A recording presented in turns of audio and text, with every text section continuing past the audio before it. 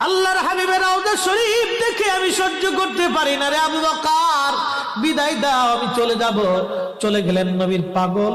Syrian দামেস্কে যাওয়ার পরে কিছুদিন পরে নবীজি স্বপ্ন দেখায়, কিরে বেলাল, এটা কেমন জুলুম, কতদিন হলো তোমার কণ্ঠের আজান শুনি না। বেলাল রে, তোর কি মন চায় না আমি নবীর জিয়ারতে আসতে? বেলাল আয়, আমি নবীর জিয়ারতে আয় রে বেলাল আয়, কতদিন হলো তোমার কণ্ঠের আজান শুনি না। স্বপ্ন যখন নবীজি দেখাইছে, এ মুসলমান, হযরতে বেলাল সুদূর সিরিয়ার দামেস্ক থেকে পাগলের মতো দৌড়াইলেন, পাগলের মতো ছুটে আসলেন।